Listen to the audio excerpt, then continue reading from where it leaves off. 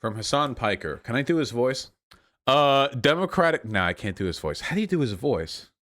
What's the tone? Hold on, let me think.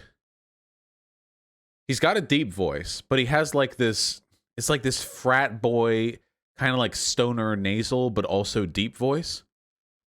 Democratic voters should remember that. No, I can't do it. I can't do it. Democratic voters should remember that Joe Biden is not doing the bare minimum at the moment to win the GA runoff races. All he needs to do is mention Mitch McConnell and Senate Republicans as the sole obstructionist standing between Americans and 2K in the time of their need. Disgusting. Yeah, I completely agree with that. Dude, Biden is fucking up so fucking hard right now. Biden should be... This is... Oh, God. So one of the big problem with Okay, so here's the issue, okay? Let me give you guys... This is like stage 1, stage 2, stage 3 thought, okay? Are you ready for it? Okay. Stage 1 thought is Democrats good, Republicans evil. Okay?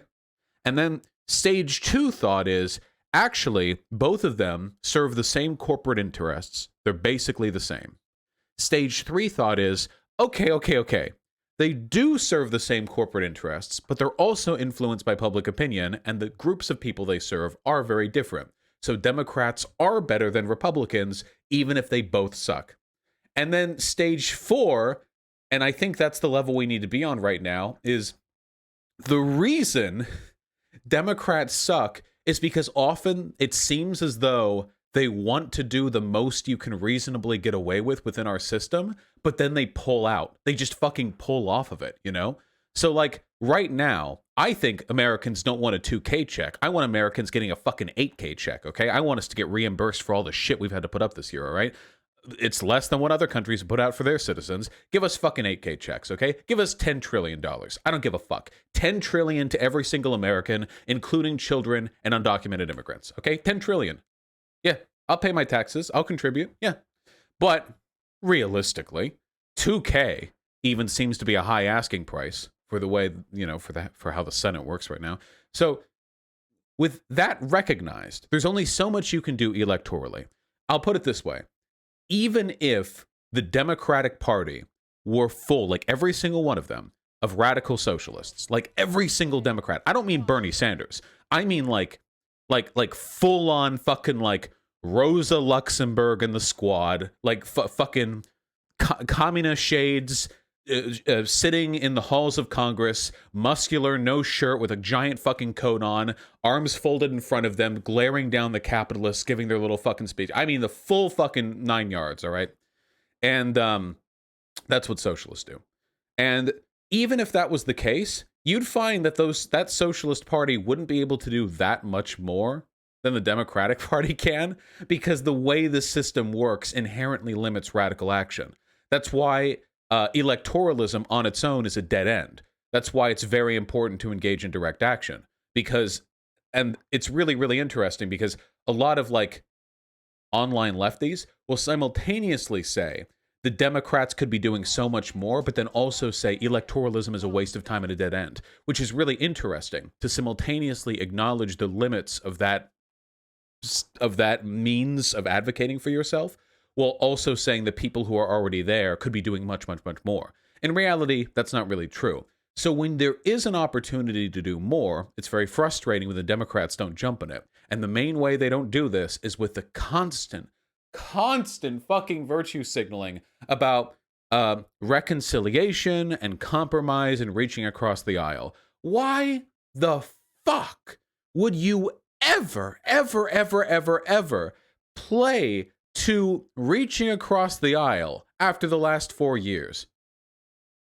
The Republicans in government have not even pretended to be representatives of everybody in this country. They've openly announced. Trump said he held off on that he rejects like COVID stimulus because it would go to blue cities. He's like actively said, I reject this because it would help Democrats. He despises the Democrats. He constantly plays little power games with blue governors. He relentlessly dehumanizes Democrats in this country. And meanwhile, I'm not saying Joe Biden should say every single Republican is a criminal that needs to be deported.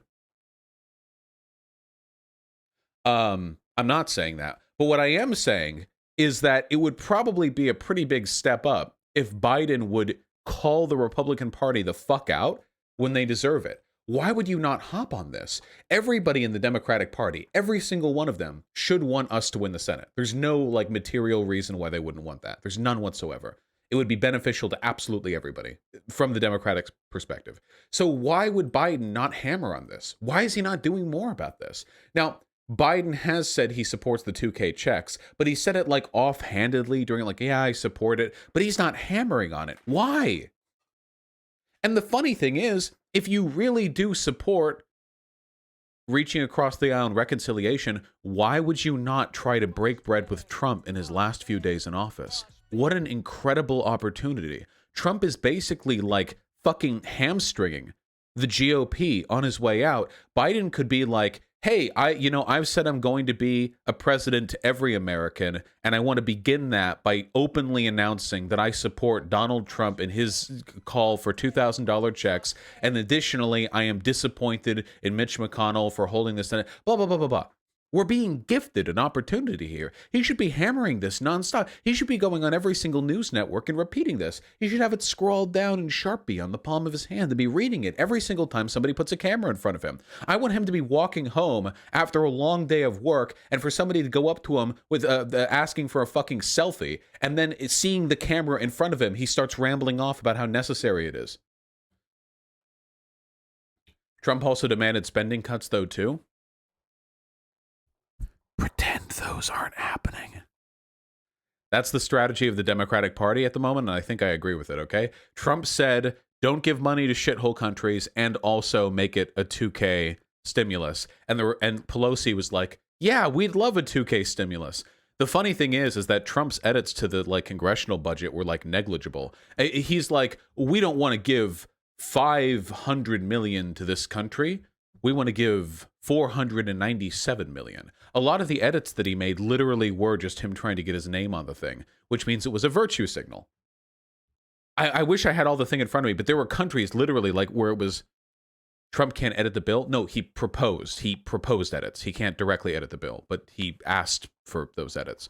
I think Biden seriously wants Republicans to win the Senate. Well, in the immortal words of Vladimir Lenin, who advocated tactical allyship with the Labour Party of the early 20th century England, he said that they must be compelled to win, for it is not something they truly desire for themselves. And that is how I feel about the Democrats. Sometimes it really feels like those fuckers don't want to win, because it's easy if you don't win, by the way. Life is really easy for Democrats if you don't win. You get to spend 4 years doing absolutely nothing, no obligations, no responsibilities, and all the Democrats will line up for you because they're so convinced that if they can just get you in office, all the problems will go away. So convinced. So they don't, I mean, there is a conceivable explanation for why they wouldn't want to win. After all, if Democrats have the Senate, all of a sudden, Democrats are on the hook for a lot of legislation being passed. You know? Joe said nothing would fundamentally change. Well, that was a bit of a misquote. To give you guys the full context of that quote, he was talking about how the lifestyles, like the living standards of the uber wealthy, would not change after he raises their taxes, which is something that you and I would say as well. If we went up to like fucking Elon Musk and we were like, yeah, we're fucking jacking up the taxes. Don't worry, dipshit. Like, literally nothing in your life's going to change. Like, that's an argument that we would probably make as well. If you're a billionaire, like, nothing, it would take an insane upper tax rate to meaningfully affect the way you live your life. Most wealthy people actually live off an incredibly small amount of money that they make, and the rest of it is just like a dick measuring game they keep in their bank accounts. And that's it. Like, if you're like Elon Musk, what is he worth? Like 110 billion, I think? He probably, like, could keep his lifestyle if he was worth 100 million.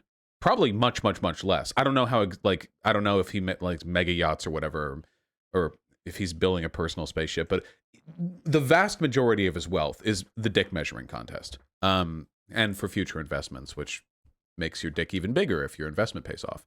The point that I'm trying to get at very laboriously here is that I don't think Biden is doing a very good job of capitalizing on an opportunity that Trump has provided, and that's very cringe and not based and very not good.